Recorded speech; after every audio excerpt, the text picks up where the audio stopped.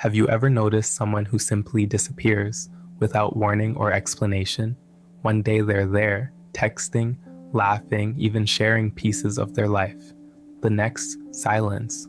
No calls, no messages, no traces at all.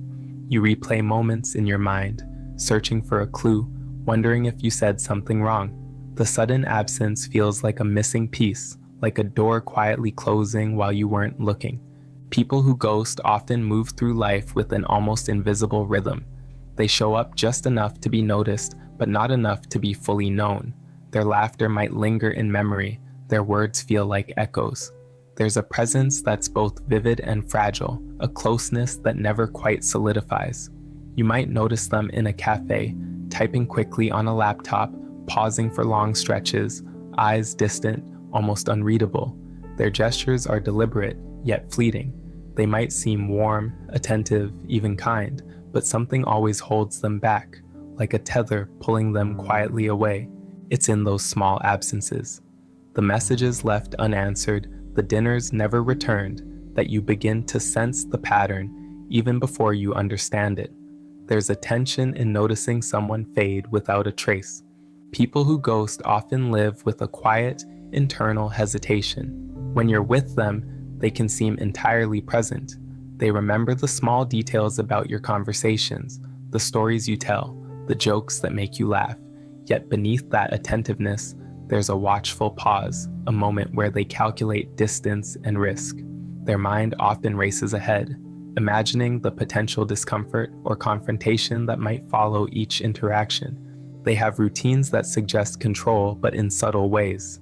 Messages are carefully timed, visits pre-planned, commitments weighed in advance. On the surface, they appear conscientious, even thoughtful. But it's easy to sense a careful boundary they keep between themselves and the world. You might notice them hesitating before responding to a text, fingers hovering over the keyboard as if unsure what part of themselves they can safely share. It's not cruelty, it's caution. Relationships can feel like a balancing act for them. In small groups or with close friends, they participate, laugh, and contribute, but there's always a part of them held back, protected. You may observe them stepping slightly aside during group conversations, watching from the edges, nodding, smiling, but rarely revealing the full force of their thoughts or emotions. There's a rhythm of engagement and withdrawal that feels natural to them, though invisible to those around them. This tendency is often born from fear of judgment, of conflict, of emotional exposure. People who ghost carry an instinctive self-protective pattern. It's not just avoidance of the other person, but avoidance of the vulnerability that relationships demand. Even a small disagreement or a challenging conversation can feel like an overwhelming threat, triggering a silent retreat. Early experiences shape this instinct. Many have learned that expressing need or frustration could lead to rejection or criticism. Over time, this teaches them that disappearing, even temporarily, is safer than risking a confrontation that could feel destabilizing. They might tell themselves it's only a pause, only a way to protect themselves, but the effect on those left behind can feel permanent. They experience tension internally, caught between desire for connection and instinct to protect. You might notice them texting back after long pauses, almost apologetically, or leaving messages vague and minimal. They oscillate between closeness and distance so subtly that it can feel like the person you knew is shifting under your hands.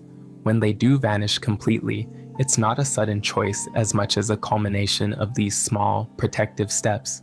Each unanswered text, each postponed call is a quiet step back into safety. It isn't always consistent. Sometimes they appear deeply engaged, eager to share plans or laughs, only to retreat again without explanation. That unpredictability is confusing to those around them, but for them, it's a protective rhythm, engaging just enough to connect without exposing themselves too fully. You might notice a soft sigh, a fleeting smile, a pause before a message is sent, subtle cues that hint at the inner conflict. People who ghost often carry an acute awareness of emotional energy, their own and others. They can sense tension, disagreement, or expectations before anyone speaks. It can be exhausting, this constant scanning for potential discomfort. Ghosting, in a way, is a method of emotional triage, a way to preserve themselves from the small, cumulative pains of everyday relational friction. It's important to see the humanity in this behavior. They aren't inherently uncaring. Often, they feel regret or even sadness at leaving connections unresolved. You might notice it in a lingering glance, a message sent months later, or a cautious reappearance. It's just that their fear and need for self-preservation outweigh the immediate urge to maintain contact. In essence, their absence is less about the other person and more about the boundaries they need to survive in relationships. This pattern also shows how fear, avoidance, or emotional self-protection can shape behavior in subtle ways. People who ghost often hope to avoid the stress of confrontation, rejection, or emotional intensity, but in doing so, they create a paradox. The act meant to preserve them can leave others confused, hurt, or questioning their own worth. It's an intricate dance between self-preservation and the human need for connection, played out quietly, almost invisibly. Sometimes, glimpses of connection break through, a shared laugh in a cafe, a text that finally comes after weeks, a message that hints at regret. These moments are fleeting, but they reveal the person beneath the pattern, someone who craves closeness, yet struggles with the vulnerability it requires. They may long for the trust and intimacy they seem to evade, but the instinct to withdraw is stronger, reinforced by years of practice. Over time, patterns can shift. Some begin to recognize the impact of absence, learning that small gestures of communication reduce the need to vanish entirely.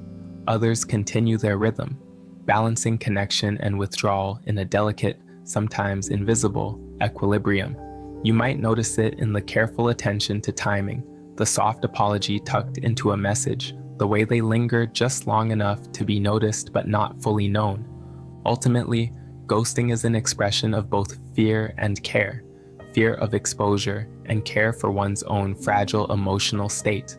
Observing it closely, you realize that it's not simply about leaving someone behind, but about a silent strategy for survival, a way of navigating the complexity of human connection without overwhelming themselves. The behavior is precise, subtle, and deeply human, woven into daily routines, thought patterns, and moments of quiet retreat. When you step back, it becomes clear that ghosting reflects something universal, the tension between wanting closeness and needing safety. People who disappear aren't monsters or inherently cruel. They are humans moving carefully through a world where exposure feels risky, balancing their desire for connection with the need to preserve themselves.